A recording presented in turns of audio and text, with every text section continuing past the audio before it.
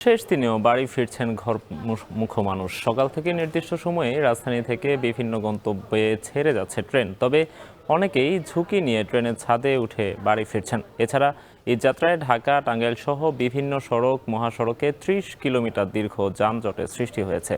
এতে বাড়ি ফিরতে ঘন্টার পর ঘন্টা অপেক্ষা করতে হচ্ছে যাত্রীদের। এদিকে সকাল থেকে গাজীপুরের বিভিন্ন সড়কে যানজট থাকলেও বিকেল থেকে স্বস্তি নিয়ে ফিরতে শুরু করেছে সবাই। এ নিয়ে বিস্তারিত জানাতে বিমানবন্দর রেল স্টেশন থেকে শাহাদাত অব্র, টাঙ্গাইলের কালিহাতীর পৌলি থেকে কাউসার আহমেদ ও গাজীপুরের চন্দ্রা থেকে যুক্ত হচ্ছেন ইফতেখার রায়হান। শুরুতে যাচ্ছি অব্রর কাছে। অব্র, বিমানবন্দর রেল স্টেশনে এই মুহূর্তে কি পরিস্থিতি দেখছেন, বিস্তারিত জানাবেন।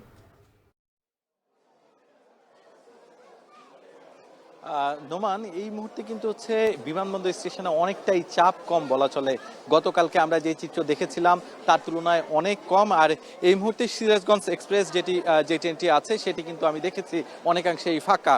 তো বলাই চলে যে টিকিট সহ কিন্তু অনেকেই যাত্রায় এই যে ঈদ যাত্রায় সেটি কিন্তু হচ্ছে করতে পারছে। অনেকে কিন্তু খুশি যে অনলাইনে যারা টিকিট বুক করেছে তারা কিন্তু অনলাইনে এই যে এই ট্রেনের মাধ্যমে তাদের গন্তব্যে পৌঁছাতে পারছেন। আর এই মুহূর্তে সিরাজগঞ্জ এক্সপ্রেস যেটি আছে সেটি কিন্তু অপেক্ষা করছে বিমানবন্দর স্টেশনে। এখান থেকে খুব শীঘ্রই কিন্তু ছেড়ে যাবে। এছাড়াও এই যে এই ট্রেনগুলো কিন্তু নিয়মিত যেই সময়ে আসার কথা ছিল সেই সময়ে আসছে। বড়জোর 10 থেকে 15 মিনিট ধীর গতিতে যাচ্ছে কিংবা শিডিউল বিপর্যয় হচ্ছে। তবে যাত্রীরা বলছেন যে এই যে এই কম সময়ের মধ্যে তারা যেতে পারছে কিংবা আগে যেমনটি হতো 1 থেকে 2 ঘন্টা করে অপেক্ষা করতে হতো শিডিউল বিপর্যয়ের জন্য, সেটি হচ্ছে না। এতে কিন্তু তারা খুশি প্রকাশ করেছেন। এছাড়াও সুবর্ণ এক্সপ্রেস আছে যেটি কিনা চট্টগ্রামে যাবে, সেটি 4:58 বিমানবন্দর স্টেশন থেকে ছেড়ে যাবে। এছাড়াও যমুনা এক্সপ্রেস যাবে তারাকান্দি, সেটিও কিন্তু হচ্ছে 5:13 ছাড়বে। চিলহাটি এক্সপ্রেস চিলহাটিগামী এই ট্রেনটি কিন্তু 4:28 কিন্তু এখান থেকে 5:28 কিন্তু এখান থেকে ছেড়ে যাবে। এছাড়াও তিতাস কমিউটার এটি কিন্তু আখাউড়া অভিমুখী, সেটি 6টার দিকে কিন্তু 6:16 কিন্তু এখানে এসে পৌঁছাবে, এমনটাই কিন্তু আমরা দেখতে পাচ্ছি। এছাড়াও ব্রহ্মপুত্র এক্সপ্রেসও দেওয়ানগঞ্জ অভিমুখে ছেড়ে যাবে এই স্টেশন থেকে 7:43 এমনটাই কিন্তু আমরা এখান থেকে লক্ষ্য করছি। এছাড়াও সবকিছু মিলিয়ে কিন্তু নরসিংদী কমিউনিটি কিন্তু 7টার দিকে ছেড়ে যাবে এই বিমানবন্দরের স্টেশন থেকে। এই সব কিছু মিলিয়ে কিন্তু এবারের ঈদ যাত্রা অনেকাংশেই কিন্তু বলা চলে যারা কিনা যাত্রী আছেন তাদের ভোগান্তি অনেকাংশেই কম, তারা সন্তোষ প্রকাশ করেছে। তার পাশাপাশি এখানে অনেকেই জড়ো হয়েছেন যারা কিনা কোনোভাবেই কিন্তু টিকিট পাননি। তারা বলছেন যে তাদের প্রত্যেকেই এই যে এই স্টেশনে যারা এসেছেন প্রত্যেকেই কিন্তু চেষ্টা করছেন নানাভাবে তাদের বাড়ি ফেরার যেই গন্তব্য সেটিতে সেই যাত্রায় অংশ নেওয়ার। আর সেই ক্ষেত্রে কিন্তু অনেককেই আমরা দেখেছি ট্রেনের ছাদে উঠে যাওয়ার একটি প্রচেষ্টা করেছে।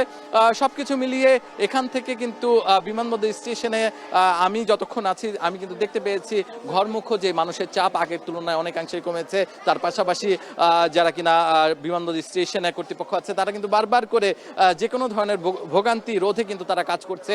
এখানে রেলের যিনি কিনা সচিব আছেন তিনি এসেছেন এবং এসে কিন্তু হচ্ছে বারবার করে দেখছেন কোনো ধরনের কালো বাজারি যেন মাথাচাড়া দিয়ে উঠতে না পারে, কোনো কালো বাজারি যেন টিকিট বিক্রি করতে না পারে, সেজন্য কিন্তু সচেষ্ট আছে এমনটাই কিন্তু জানানো হয়েছে। রেল কর্তৃপক্ষ জানিয়েছে আমাদেরকে। এই ছিল আমার কাছে সর্বশেষ। নোমান। বিমানবন্দর রেল স্টেশন থেকে যুক্ত ছিলেন সহকর্মী শাহাদাত অভ্র। চলে যাচ্ছি টাঙ্গাইলে কাউসারের কাছে। কাউসার, গেল 2 দিন ধরে এই সড়কে যানজট লেগে রয়েছে, যানজটের মূল কারণ কি আমাদের জানাবেন?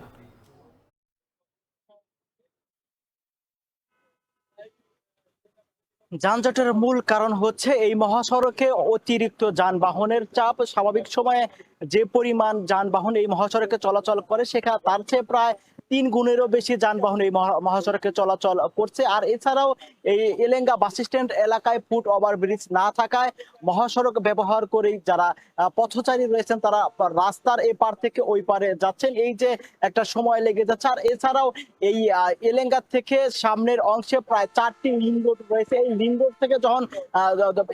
লিং রোড থেকে যখন যানবাহন গুলো মহাসড়কে উঠে বা মহাসড়ক থেকে যখন যানবাহন গুলো লিং রোডে যায় তখন যে সময় লেগে লেগে যায়, এতে অতিরিক্ত যানবাহনের চাপে যানজটের সৃষ্টি হয়। আর এছাড়াও এই মহাসড়কে একাধিক গাড়ি বিকল হওয়ার কারণে এছাড়াও অন্তত 12টি সড়ক দুর্ঘটনা হয়েছে। সেই দুর্ঘটনা কবলিত যানবাহন সরাতে গিয়েই কিন্তু এই মহাসড়কে যানজটের সৃষ্টি হয়েছে। প্রায় 43 ঘন্টা যাবত এই মহাসড়কে যানজট রয়েছে। এতে করে যারা উত্তরের মানুষ রয়েছেন তাদের চরম ভোগান্তি পোহাতে হচ্ছে। আরেকটি কারণ হচ্ছে, সেটি হচ্ছে যে অতিরিক্ত যানবাহনের চাপে রাত থেকে এখন পর্যন্ত যমুনা সেতুর টোল আদায় বন্ধ ছিল কয়েক দফায় প্রায় দীর্ঘ সময়।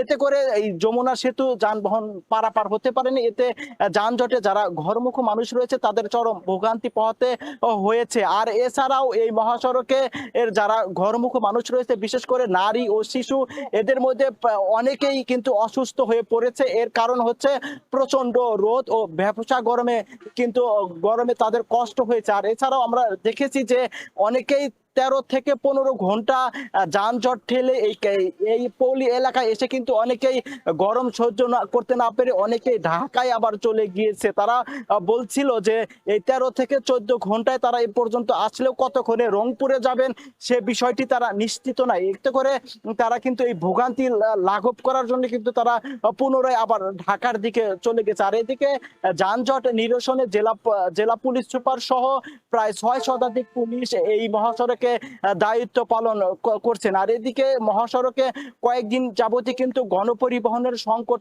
দেখা দিয়েছে। আর গণপরিবহন সংকট থাকায় কয়েক গুণ বেশি ভাড়া দিয়ে যারা ঘরমুখী মানুষ রয়েছেন তারা খোলা ট্রাক ও পিকআপে করে তারা কিন্তু বাড়ি ফিরছে। আর এতে রোদে তাদের অনেক কষ্ট হয়েছে। আর আমরা কিন্তু লক্ষ্য করেছি যে শুধু রোদে তাদের কষ্ট হচ্ছে না, যখন বৃষ্টি হয় তখনও কিন্তু যারা খোলা ট্রাকে যাচ্ছেন তাদেরও কিন্তু ভোগান্তি পোহাতে হয়েছিল।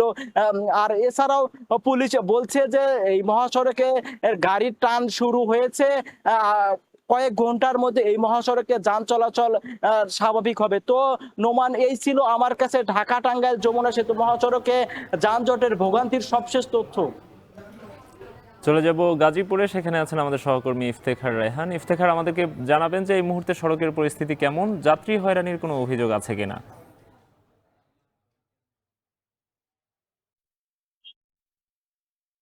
তোমার দিনভর কিন্তু এই গাজীপুরে যে দুটি মহাসড়ক রয়েছে, ঢাকা ময়মনসিংহ এবং ঢাকা টাঙ্গাইল মহাসড়ক, এই মহাসড়ক দুটিতে কিন্তু ভোগান্তি ছিল, যাত্রীদের অনেক অভিযোগ আমরা শুনেছি। তবে সেই ভোগান্তির রেশ কিন্তু কিছুটা হলেও এখন কমেছে, কারণ আমরা দেখেছি যে দুপুরের পর থেকেই যাত্রী চাপ যেমনটি কমেছে, পাশাপাশি যানবাহনের সংখ্যাও কিন্তু বেড়েছে। অর্থাৎ আগে যে পরিমাণ যাত্রী ছিল সেই পরিমাণ কিন্তু যানবাহন পাওয়া, অর্থাৎ পরিবহন কিন্তু ছিল না, যে কারণে একটি যাত্রীদের ভোগান্তি হয়েছিল, পাশাপাশি দীর্ঘ যানজট কিন্তু ছিল এই মহাসড়ক দুটিতে। তবে এখন এই দুটি মহাসড়কে একেবারেই যানজট নেই বললেই চলে। আমি যদি জানাই যে ঢাকা ময়মনসিংহ মহাসড়কের একদম টঙ্গী থেকে শুরু করে মাওনা চৌরাস্তা পর্যন্ত কোথাও কোনো ধরনের যানজট নেই। যাত্রীরা নির্বিঘ্নে এই পথ দিয়ে যেতে পারছেন ময়মনসিংহ অঞ্চলের দিকে। পাশাপাশি উত্তরবঙ্গের, অর্থাৎ উত্তরের পথে যে 23 থেকে 24টি জেলার বাসিন্দারা যারা এই চন্দ্রা দিয়ে যাতায়াত করেন, তাদেরকে শুধুমাত্র চন্দ্রা ত্রিমোর এলাকায় আসলে সেখানে কিছুটা যানবাহনের জটলা তৈরি হয়েছে বিধায় সেখানে কিছুটা দুর্ভোগ রয়েছে। তবে এই চন্দ্রা ত্রিমোর এলাকা পার হয়ে যাওয়ার পরে সেক্ষেত্রে কিন্তু আর তাদেরকে গাজীপুর অংশে কোনো যানজটের মুখে পড়তে হচ্ছে না। তবে টাঙ্গাইল অংশে আবার কিছুটা সেখানে ভোগান্তি রয়েছে। তবে বলা যায় যে ঢাকা ময়মনসিংহ এবং ঢাকা টাঙ্গাইল মহাসড়কের গত দুদিনের যে যানজটের যে চিত্র ছিল, ভোগান্তির যে চিত্র ছিল, সেই চিত্র এখন অনেকটাই পাল্টে গেছে। মানুষ এখন শেষ মুহূর্তে যারা যাচ্ছেন বাড়িতে, তারা অনেকটাই নিরাপদে এবং স্বস্তি নিয়ে বাড়ি ফিরছেন। এবং আমরা যাত্রীদের সাথে কথা বলেছিলাম, কেউ কেউ আমাদেরকে বলছেন যে তারা গত দুদিন ধরে যে ভয়াবহ যানজট দেখছিলেন গণমাধ্যমগুলোতে, সংবাদ মাধ্যমগুলোতে, সেই সংবাদ পাওয়ার পরে তারা কিন্তু বা যে নিজেদের গন্তব্যে যাওয়ার জন্য তারা আহ তারা এই পরিবর্তন করে, তাদের শিডিউল পরিবর্তন করে তারা আজকে শেষ সময় যাচ্ছেন। এবং এই মুহূর্তে যারা আমরা দেখেছি যে চন্দ্রা ত্রিমোরের যে বাস কাউন্টার গুলো রয়েছে, সেই বাস কাউন্টার গুলোতে পর্যাপ্ত গাড়ি রয়েছে, কিন্তু সকালের দিকে যে পরিমাণ যাত্রী ছিল সেই পরিমাণ যাত্রী এখন নেই। দীর্ঘ সময় ধরে একটি বাস ভরতে সময় লাগছে, অর্থাৎ যাত্রীর জন্য অপেক্ষা করতে হচ্ছে। এবং বলা যায় যে যারা বাড়ি ফিরবেন, অর্থাৎ প্রিয়জনের সঙ্গে ঈদ উদযাপন করতে যাবেন, অধিকাংশরাই কিন্তু চলে গেছে। যেহেতু গাজীপুরের শিল্প এলাকা এবং গাজীপুর সহ আশপাশে সাভার, আশুলিয়া, সেখানেও কিন্তু শিল্প এলাকা রয়েছে এবং সেই শিল্প এলাকার মানুষ সবগুলো কারখানায় কিন্তু ছুটি হয়ে গেছে।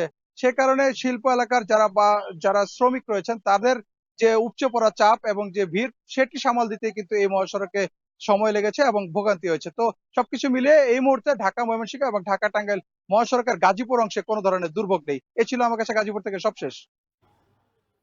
ঢাকা, ময়মনসিংহ এবং টাঙ্গাইল এবং গাজীপুরের খবরাখবর জানাচ্ছিলেন আমাদের সহকর্মীরা।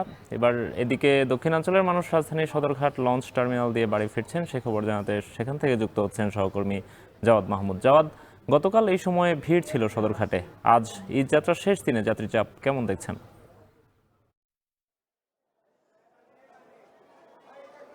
নোমান, আমরা যখন এখানে এসেছি এখানে আসার পর থেকেই যাত্রীর চাপ গতকালকের চেয়ে তুলনামূলক কম দেখেছি। গতকালকেও আমাদের সহকর্মীরা খবর জানানোর চেষ্টা করেছিলেন এবং আজকে যখন আমি এই টার্মিনালে আসি, এখানে এসে যে জিনিসটি দেখলাম যে ঈদের যাত্রায় নর্মালি সাধারণত যেই ধরনের এখানে যাত্রীদের চাপ দেখা যায় সেই ধরনের চাপ কিন্তু আজকে দেখা যাচ্ছে না। যদিও এখানে যারা এই নৌবন্দর কর্তৃপক্ষ রয়েছে বা এই লঞ্চের যারা স্টাফ রয়েছে তাদের সাথে আমরা কথা বলেছি, তারা বলছেন যে গতকাল একটি চাপ ছিল এবং আজকে দুপুর 12টা 1টা নাগাদ এক ধরনের যাত্রীর চাপ ছিল, কিন্তু এই যে বিকাল নাগাদ ধীরে ধীরে সেই চাপটির কমতে শুরু করেছে এবং তারা বলছেন এটা রাত 8টা নাগাদ এই চাপ আরও কমে যাবে। মূলত এখন আমরা যেই পন্ডুনতে আসি সেখান থেকে দক্ষিণাঞ্চল অর্থাৎ ভোলার দিকে যে লঞ্চগুলো সেটি ছেড়ে যায় এবং এই যাত্রীদের সে ধরনের কোনো অভিযোগ আমরা লক্ষ্য করিনি। তাদের ভাড়ার বিষয়ে জানতে চেয়েছি বা তাদের লঞ্চ পরিষেবা নিয়ে বা কোনো অভিযোগ আছে কিনা সেই বিষয়গুলো আমরা তাদের কাছে জানতে চেয়েছিলাম।